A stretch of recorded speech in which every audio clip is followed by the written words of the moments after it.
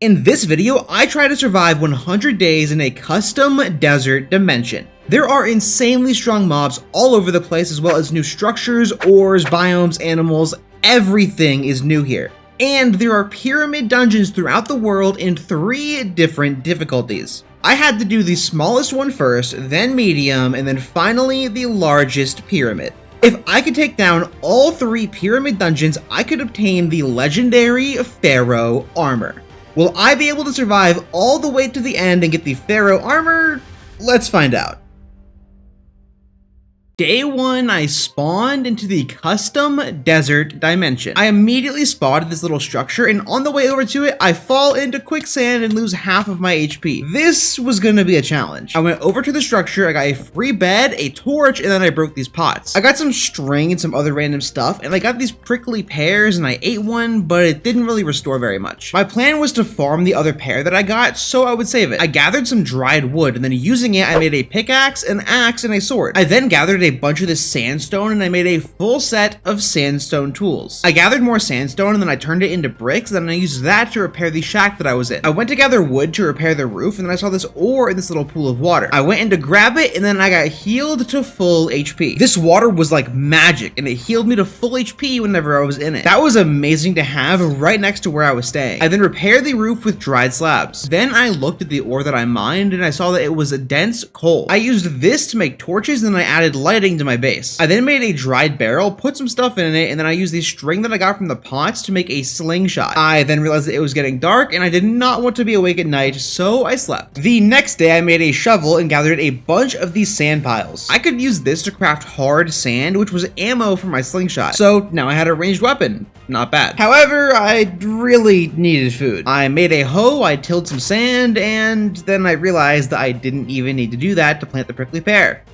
Nice. Regardless, I now had a pear planted, and that would help me get some food later. I spent the rest of day 2 hunting nearby emus for food, and then very suddenly it was nighttime, so I ran home and slept. Day 3, there was a sand troll outside my house. I assumed that this thing could destroy me, so I had to just wait for it to leave or tunnel out. In the meantime, I cooked my emu meat. This stuff restored a lot of hunger, which was great. Also, turns out the sand troll is not actually aggressive, so I was safe. I spent most of the rest of day 3 making a farm. I dug out a bunch of sand around the nearby water, and then I planted some crops. I had cotton seeds, beans, and grape seeds. After doing that, I went and gathered a bit of dense coal, and then I began smelting some glass. The next morning, I used the glass that I smelted to make windows in my base. I didn't plan on staying here forever, but I wanted it to be nice while I was here. I went out and I saw this mummy down in the cave. It couldn't reach me, so I hit it, and then it spawned a scarab. I hit it again, and then it pulls me into the cave. It nearly killed me, but luckily I took it out. It dropped a bandage that gave me regen 2 and hunger 3. It also dropped rotten meat that I could apparently smelt into leather. Leather could be used to make a small bag, which I definitely wanted to get later on. I spent the rest of day 4 going through the caves and mining a bunch of dense coal and silver ores. Then that night I was wandering in the desert when I looked up in the sky and saw today's sponsor, Monster Legends. Monster Legends is a super cool free-to-play mobile game that is available on all devices.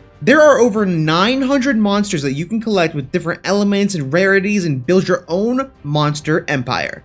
And they release new monsters every single week.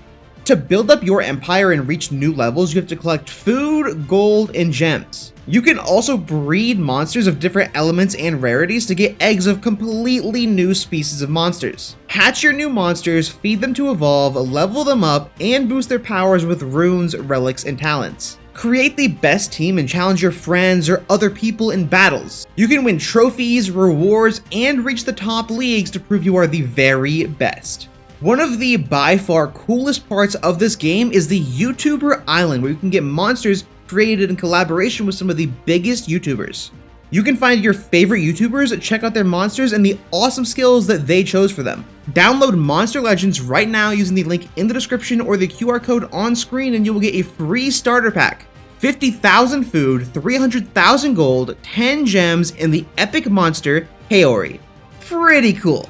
Anyways, back to the video. Once my silver was all smelted the next day, I made a full set of armor, a sword, and a pickaxe. I was now much better geared. There were some ores in that cave that I couldn't mine before, so I went back in to try again with the silver pickaxe. I was now able to mine this old gold ore, so I gathered a bit of it. I was attacked by these really tanky blue scarabs in the cave, but it wasn't too dangerous. After getting 10 old gold ore, I went back and I smelted it. I made an old gold sword and an old gold pickaxe. These were better than silver. However, the silver armor was better than the gold armor, so I would stick with that. I went back into the cave with my new stuff, and now I was able to mine this jade ore. And when I came out of that cave, I found a pot, and then I found a structure with a few pots. I broke those, and I ended up getting some random stuff, but most importantly, I got an enchanted golden prickly pear. This was basically a god apple, which would be huge whenever I took on a dungeon. Then the morning of day 6, I once again upgraded my sword and pickaxe. I had gone through multiple tiers of this stuff so quickly, but that is definitely fine by me. After that, I smelted the rotten meat that I had. I wanted to make a backpack, but for that, I needed a cotton block. So I went out and got a bit more cotton seeds, and then I planted those to get there faster. I then needed to get more food, so I went out to hunt emus. In doing so, I get jump scared by this crazy mummy cat. I was not mentally prepared for that, but luckily I had the gear to take it out safely. I then made the mistake of stepping on a scarab nest, and a bunch of these super annoying little bugs come and swarm me. I was able to take them out, but those things were a nightmare for armor durability, so I had to be careful where I stepped. I went home and I cooked the food, and then I harvested the farm, and look at that, I got some grapes. Nice. Hey, by the way, if you're enjoying the video, be sure to like and subscribe because only 10% of the people that are watching my videos are subscribed. And if everyone watching right now subscribed, I would hit like 1 million subs or something like that. Crazy, right? Anyways, at day 7, I decided that I wanted to get my own house going. The building that I was in was nice, but I wanted something of my own, and I also wanted to get a more organized farm and all that stuff. So I started gathering a sandstone. I even got some more jade while I was gathering it. Nice. After gathering a lot, I went and checked my farm and saw that my cotton had grown. I could now make a small bag which stored a row of items. I also had a piece of sand troll skin that I got from the pots that I broke on day 1, and using that, I was able to upgrade the bag to hold a lot more stuff. Then I spent the rest of day 7 gathering some dried wood. The next morning, I gathered all the stuff that I needed, and then I set out to find the place that I wanted to live. My ideal location was a place that had access to the healing water as well as a cactus biome. The cactus biome wasn't anything amazing, I just wanted to be near one. While traveling, I found this village of sand traders. These guys were MVPs. I was able to trade them old gold for various resources and items, and one of them sold me cooked sand troll meat, and the other one sold me baked potatoes. I now had plenty of food, which I was worried about before, so that was nice. I then opened a pot later, and I got an entire jade helmet. I really should have traveled before. This was very worthwhile. That evening, I found the cactus biome that I wanted. However, it did not have any of the healing water nearby, and I didn't really care for the location, so I just kept going. Day 9, I remembered something. I could walk up to an emu and ride it. I could now zoom across the desert, which helped me a lot finding a location to build. And yeah, it did not take long until I found a location that I wanted to build. There was a water pool, a cactus biome, and even a source of wood nearby. This was perfect. I cleared all these sand piles from around the area, and I started planning how I wanted my base. By day 10, I had an idea, and I had placed a basic outline, and then I got to building. I made a wooden bridge across the healing pond, and then I made some dried wood pillars, and then I created walls out of the sandstone bricks. By the end of day 14, I had a super cool looking house. I had a lot more that I wanted to do with it, but for now, this was a good base. Day 15, I wanted to build a farm. I figured the crops would help a lot with food issues, and I also wanted to get the cotton to make some cool furniture for my house. I spent the day punching grass to gather seeds, and then I built a farm. I learned that these crops didn't actually need water, so I didn't need to worry about my lack of a bucket. I made rows for beans, cotton, and grapes. Then I began making a barricade of these small cacti around my base, and this would help a lot with any mobs that get too close. And then I go inside, and there are 3 mummies in my house. These were no joke either, and they got me down to half HP. I took them out, and then I decided that I needed a lot more torches. I also decided to remake my floor out of full blocks because I assumed the reason they spawned was the darkness under the slabs, but no, I can tell you right now, that was not the case. Day 16, I made this small fenced-in area outside my house, and this was going to be an emu pen. The emus were great for traveling, so I wanted to have some ready whenever I needed them. I got 2 in there, and then I tamed one of them with a prickly pear, and turns out that makes it teleport to me, and there was no way of making it sit or turning it off. Nice. Alright, base is pretty much good. Now I wanted the mine. My next step up seemed to be jade armor, so I wanted to get that. I also wanted a bunch of old gold so I could make golden prickly pears, so mining was definitely the best thing to do. I went over to this cave and then I broke a pot. This pot gave me some gold, a jade hoe, and most importantly, a phantom vision artifact. This was a rare artifact that I thought only came from dungeons, but apparently not. Using this made all the nearby mobs glow, which would be super clutch for taking on dungeons. I broke another pot later and then I got a sharpness 2 golden sword. I never actually stayed underground for too long because I knew that jade could generate high up. I just traveled on the surface and I mined all the jade ore that I could find in the surface caves. I also apparently got a second enchanted prickly pear at some point, which was fantastic. I kept traveling around mining silver, old gold, and jade for the next 4 days, and after getting up to 39 jade, I hopped on an emu and ran home. Day 21, I smelted my ores and then I made a full set of jade armor. I then finished my cactus barricade, harvested some cotton, and then I put another emu in my pen. I then wanted to decorate my base a bit, so I went out and got some of these dry flowers. Then back home, jump scare, more mobs in my house. I have no idea why it was happening, but I really hated it. After that, I smelted these flowers into dye and then I dyed some cotton. I could use this to make a sofa and a chair. I made a sofa and it was a bit weird to figure out how to place it the right way, but after figuring it out, I had a nice little sofa.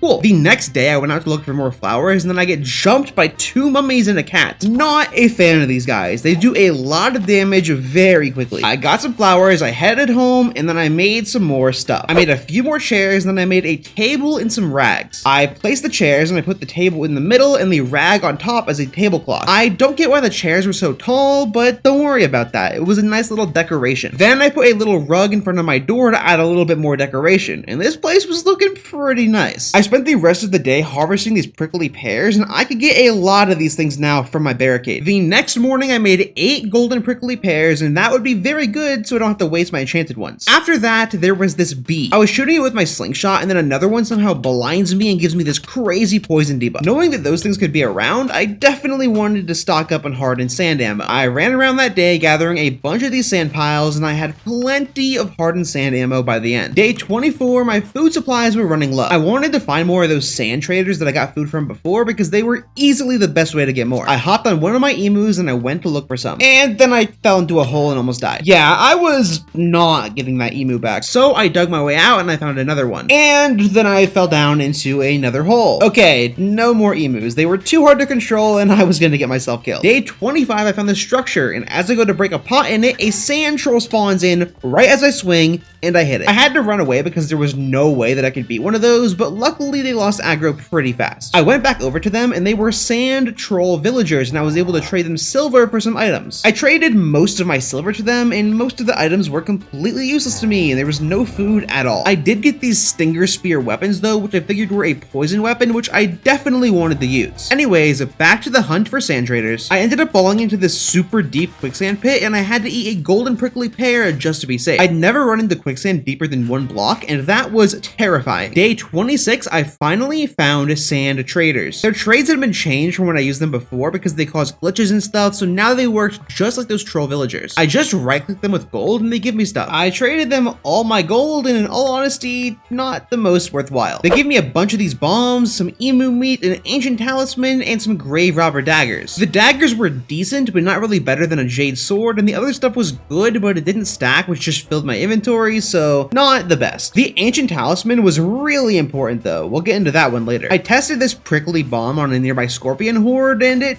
wasn't that great. It barely did any damage. However, this would be very nice against those annoying scarab swarms that I always had issues with. This adventure taught me that sand traders were no longer the best source of food, so from now on I had to either hunt for food or just rely on my farm. I hopped on an emu and then I made my way back home. And upon getting home, there were even more mobs in my house. Why? I added even more torches in hopes that it would help, but it definitely does not. Day 27, I harvested some grapes from my farm. I learned that they grew upwards like sugarcane, which made farming them very easy, so I was going to try them out as a food source. I reduced my hunger a bit, and these grapes were not good. They gave 1 hunger bar and like 0 saturation, which was terrible. I could technically make wine with them, but that doesn't stack, and food that doesn't stack is just a nightmare. These grapes could at least save me whenever I was out of food, so they weren't entirely useless. Day Day 28, I was going to travel to the overworld. Yeah, so this ancient talisman that I got from that sand trader will allow me to go between this desert dimension and the overworld. However, for this video, I told myself that I could only go to the overworld one time. If I missed something that I needed on this trip, I would have to just do it without. The biggest thing that I needed from the overworld was enchantment stuff. So lapis, enchantment table, bookshelves, an anvil, all that. I also wanted to get things like iron for buckets, which meant I was probably going to be mining a lot. Knowing this, I made 2 more jade picks just to be safe. I went outside and I used the ancient talisman. I was now in the overworld. I immediately got a bit of leather from some cows and I got some overworld wood and saplings. Overworld wood can make more things like boats, which arguably are not very good in a desert dimension, but still it can make some more stuff, so I wanted to have some just in case. I also had a restriction that was not allowed to use any overworld weapons and armor, so no arrows, no diamond armor, stuff like that. I found a village and I stole some crops, and I hunted some animals for a bit of food and wool and stuff like that. I got sugarcane, some hay bales, and then I killed the iron golem for 4 iron ingots and I made a bucket. Day 29, I went mining. I needed as many overworld materials as I could get, especially iron, lapis, obsidian, and diamonds. I found a mine shaft, and then this creeper blows up and destroys a wall, revealing my first diamonds. I got 3, and honestly, I don't even think I need more than 2, so that was all that I needed right there. I then mined the 4 obsidian that I needed, and now honestly, I just needed books and lapis. Day 30, I was back on the surface, and it was time to hunt books. I'd go back down for lapis later on, because honestly, I kind of forgot about it until later. Hey, by the way, what do y'all think about the shaders? I was thinking about using these in more videos, so let me know in the comments, because I personally think they look pretty good. I ended up traveling through this jungle for way too long, and it was impossible to see anything, and I definitely was not finding the materials for books here. Once I was out of the jungle, I spent the next few days hunting animals, gathering sugarcane, and just really wishing that I found a village that had all the books. And then I ended up in another jungle. I hate these things. Cows, for some reason, were the hardest thing to find. I had to start sailing on the ocean because I could not find any more cows. Like, how? By the end of day 34, I found a nice mountain biome with tons of cows and llamas, and I had gotten all of my leather. I would just farm more paper in the desert dimension, but for now I needed lapis. But before that, I wanted to do a bit of collecting. I smelted some iron and made more buckets and some shears. Day 35, it was fishing time. I had an idea of making an aquarium in the desert dimension, and the more I thought about it, the more that I liked it. I gathered a few cod and some buckets, and then I got some seagrass, kelp, and sand. A bit later, I found some salmon and I scooped them up. Now, I really wanted puffer fish and tropical fish, so I sailed for a little bit, and if I couldn't find them quickly, I would give up, and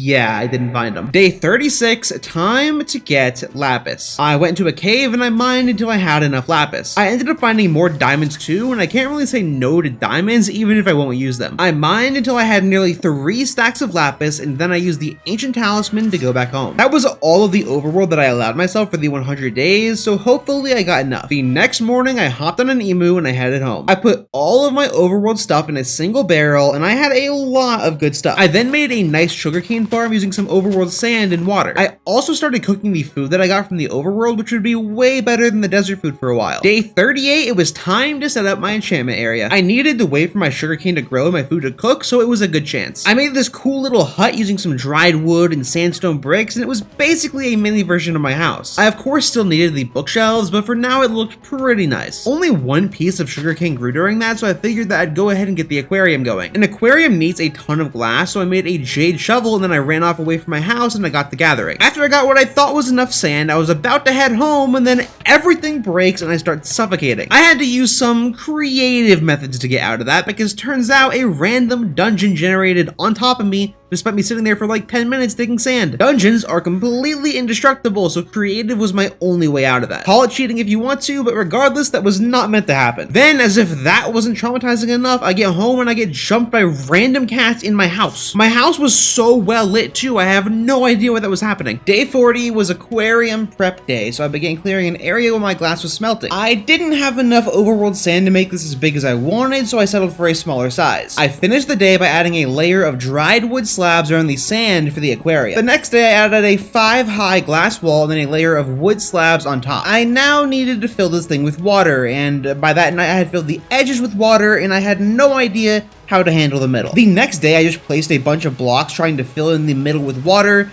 and it didn't really work perfectly, but I got it mostly done. It still had some weird currents, but because of my shaders, I couldn't really see them too well, and even if I could, I couldn't figure out how to fix them, so I just sort of left it like that. I then decorated the aquarium by scattering a bunch of kelp and seagrass around it. Day 43, I made some lanterns, and I was going to put them in the tank when I spotted this weird mob. I walked up to it, and it ran up to me and exploded like a creeper. It was like a cactus creeper thing. Sick. I placed the lanterns, finished the roof, and then I placed in all of my fish. I now had this amazing looking aquarium with all these cool fish in it. I actually really liked this, and I now wanted to make an aquarium in like every video. I placed down a sign and decided to name all the fish Magikarp. Every single one. Otherwise, I'd lose track, so they all get the same name. I now almost had enough sugarcane to finish the enchantment setup, so I just sort of AFK'd overnight, waiting for the sugar to grow. The next morning, I had enough. I made my bookshelves, I placed them, and now I had a full enchantment setup. It was time. I enchanted and I got a sharpness 3 jade sword, protection 4 unbreaking 3 leggings, and a perfect Fortune 3 Jade pickaxe. And now I needed experience. I learned before that the best way to get experience in this dimension is to just mine and smelt ores, so that was my goal. I decided the staircase down for the first time in hopes of finding a good cave with a lot more ores. Yeah, no shot. There's literally no point in mining anywhere besides the surface, so I went back up. Except the next day I actually found a very big cave and I went inside. I mined tons of ores, killed tons of mobs, and after I felt like I had enough stuff, I went back home. I arrived home on day 46 and I began smelting the ores. I made some fresh jade armor and immediately I put protection 4 and unbreaking 3 on a chest plate. 2 more enchantments and I would be prepared to take on the first dungeon. While I was waiting for ores to smelt, I grabbed a clear water bucket from the little pond below my bridge. This let me place healing water wherever I wanted, which is insane. This could be really useful in dungeons.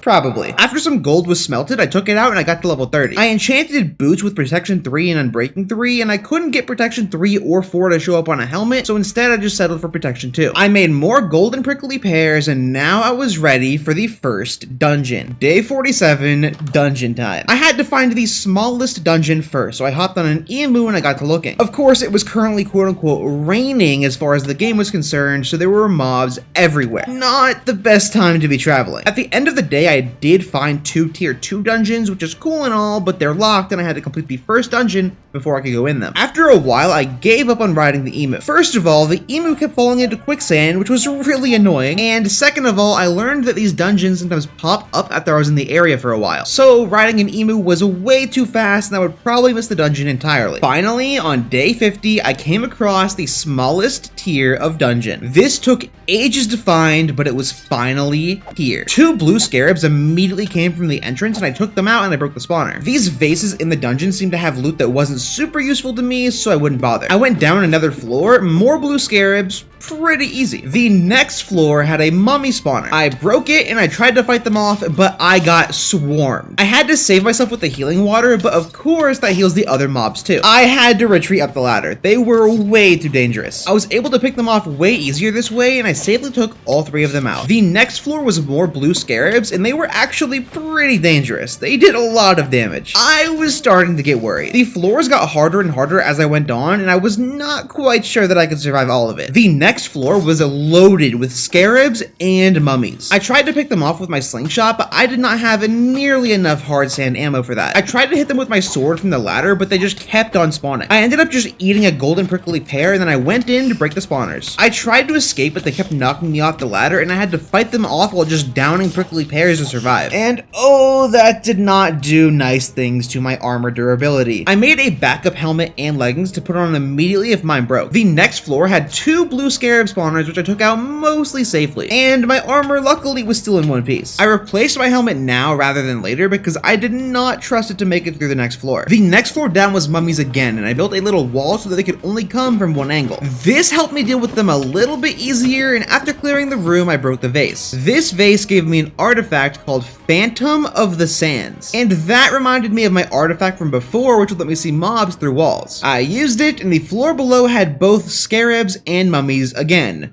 not great. I used Phantom of the Sands again, which gave me hunger, speed, and jump boost. Basically, insane mobility at the cost of hunger, which would not help in an enclosed dungeon at all. I went to the next floor, broke the spawners, and then I retreated back up the ladder to try and take them out easier. I ended up falling down into the room, and I took out the mummies first. The scarabs would just not let me back up the ladder, and I nearly died, and I had to eat an enchanted prickly pear. I used Phantom Vision again, and below me, there was nothing. I went down, and I saw a golden block. That block was used to spawn the boss of the dungeon that would give me the key to the second tier dungeon. However, the ladder to the loot room had nothing stopping me, so I went down and began looting the vases. These were full of artifacts, jade armor, everything. I had replaced my jade armor with a full fresh set. Unenchanted, but I would hope it would be good enough. From these vases, I got 2 new artifacts, Berserk and Accelerating Sandstorm. Berserk gave me strength 2 at the cost of getting Wither, which honestly is very worth it because I can just counter the Wither with golden pears. Accelerating Sandstorm was an attack artifact that fired a sandstorm and got faster the longer it went on. These 2 would be amazing for the boss fight. I also got out my Stinger Spear so I could apply poison. I readied myself and I began the fight. The golden scarab boss spawned and I hit it with the Stinger Spear to apply poison. It started attacking me and destroying my HP, giving me debuffs like blindness and wither and all that stuff. I had to eat an enchanted pear and then I used Accelerating Sandstorm to blow it into a corner and then I popped Berserk and the fight might as well have ended there. I did insane damage to the golden scarab now, taking it out within moments. My very first dungeon was completed. The scarab dropped the dungeon key that I could use for the next dungeon, but after that I definitely wanted to get stronger gear first. I arrived home late on day 52 and I sorted through the stuff that I got. I had a lot of jade, but most importantly I had this sharpness 5 and breaking 3 old gold sword. This was very lucky. I made a smithing table and then I combined that sword with a troll bone that I got from the dungeon, and now I had a sharpness 5 troll bone sword. This was literally the best sword that I could possibly get until the last dungeon. It was incredible. However, I would save it for dungeons to save durability. Day 53. With 1 dungeon conquered, my goal now was just to prepare for the second dungeon. If it was any harder than that one, I would need better gear and multiple sets of gear at that. I could get grave robber armor by farming grave robbers. They spawned in campsite structures, so I had to explore to find them. I found a campsite pretty quickly that day, but there were no grave robbers. I assumed they spawned at night or something, so I just chilled there and waited, and yep, no, that's not the case. The next day, I just ran and looked for more campsites. My assumption here was that each campsite only spawned a few grave robbers, and that I probably loaded these ones before, so I wanted to find new ones. That night, I found a new campsite, and it did have a grave robber. I went to fight him, and he hit me for half of my HP. I had to run away, and I kind of panicked trying to get blocks, but luckily he lost aggro. I then tried to build up to fight him from above, and nope, he hit me again. I ran away, and then when I came back healed up, I shot him from a distance with my slingshot. After an intense, deadly battle, I took him out, and I got a grave robber helmet. Not even bad. 1 piece of armor already. However, it did seem like I was correct. Only 1 or 2 grave robbers per campsite. This was gonna be rough. The next day, I ended up trying to ride an emu to help with the search. Yeah, screw that. I fell into a ravine again and nearly died. I also tried traveling at nights, but it was just not worth it. These stupid hissing cats were so beyond annoying. Even if it was easier to see the campsites, I just would not bother. I found another campsite and actually spawned 2 grave robbers, neither of which gave armor. And yeah, at this point, I spent days 55 to 73 traveling and hunting down campsites, taking out tons of grave robbers for armor. Yeah, 55 to 73. It sounds fake, and oh, I really wish it was. This is without a doubt the longest grind that I've ever had to do in Minecraft, but surely the armor would be worth it, right?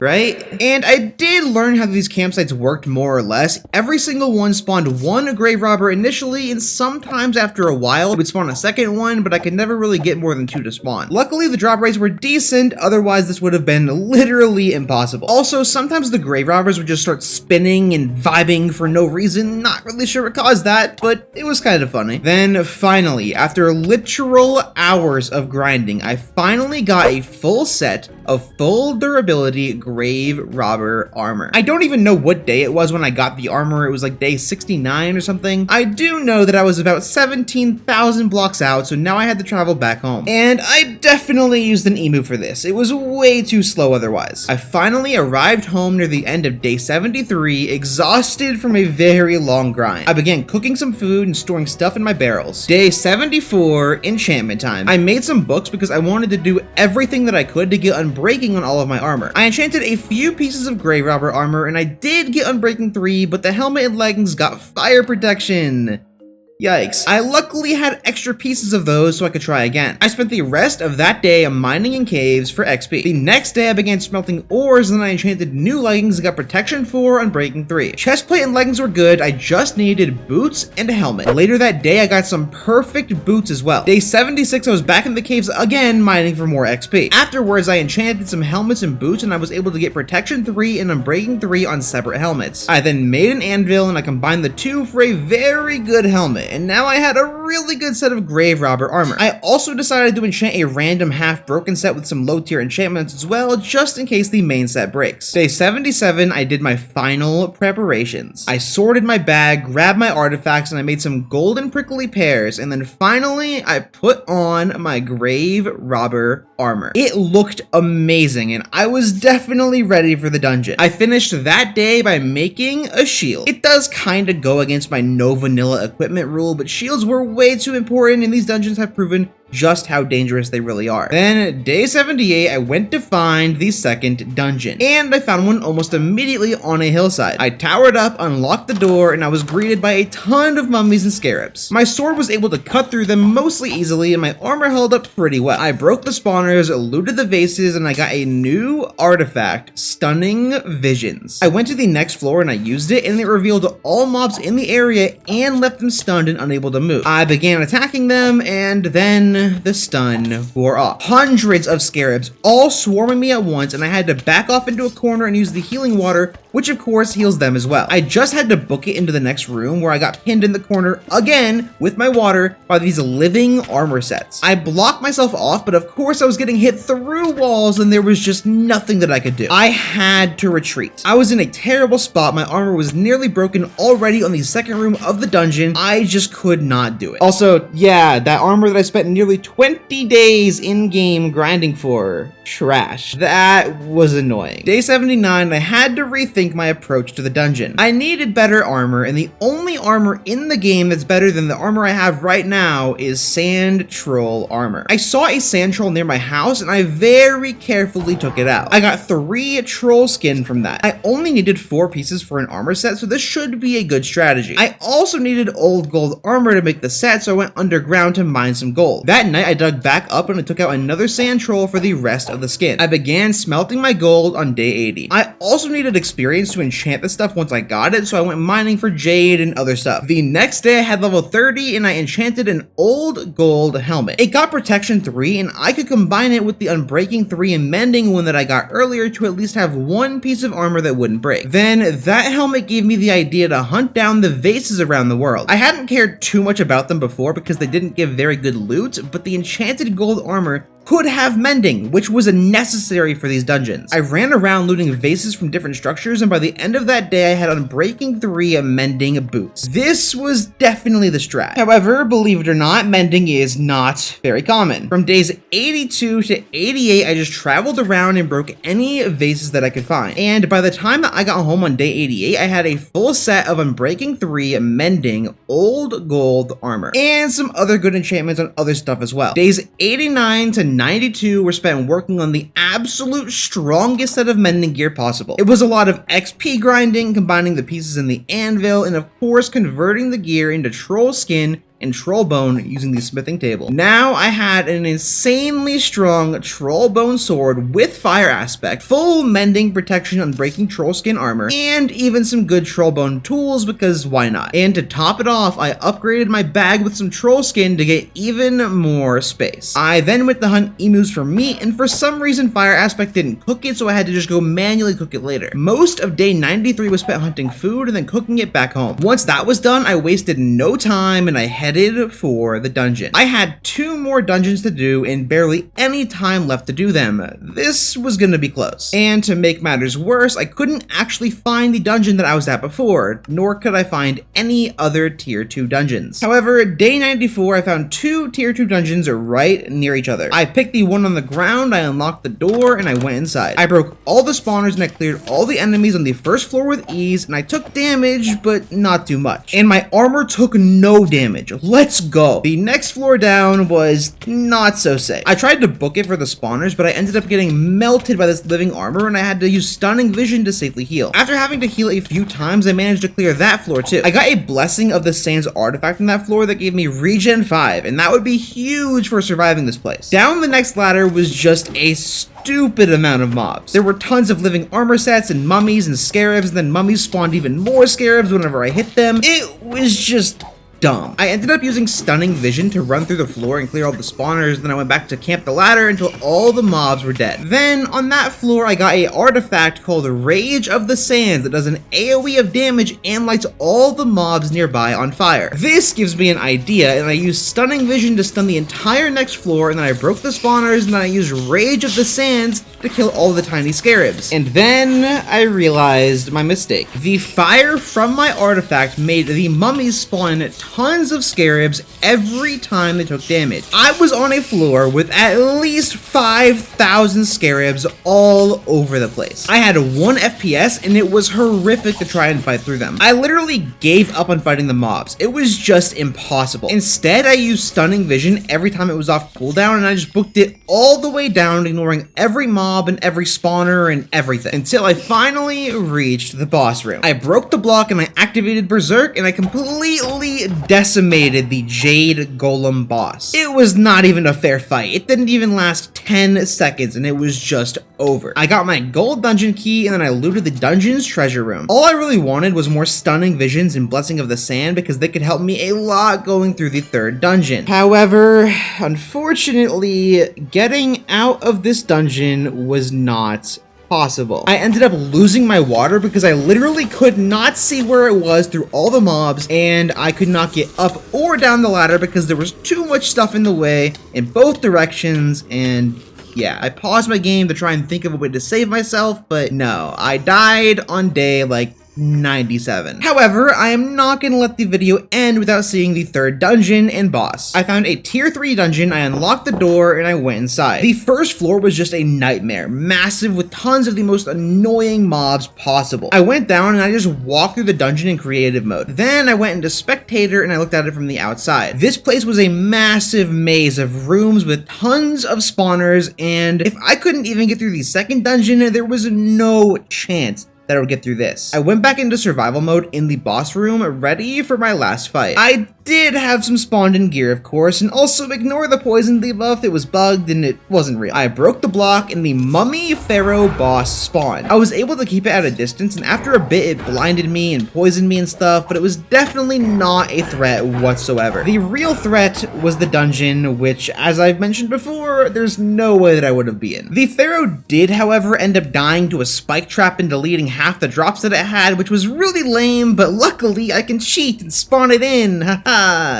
Yeah, so yeah, I did not in fact survive and did not kill the mummy legitimately, so I cannot rightfully call the armor mine. I went home and I put it on an armor stand on my house as a remnant of what should have been. I hope you all enjoyed the video. Things did not go quite as planned, but hey, they don't always have to. I survived 98 days in this crazy desert dimension on hardcore, and I just was not able to beat the dungeons in the end. On the bright side, I had a really cool base and a super lit aquarium. But anyways, I hope you all enjoyed. Like, subscribe, everything like that, and I will see you all in the next one later. Once again, thank you to Monster Legends for sponsoring today's video. Be sure to download the game and claim your free starter pack for that head start.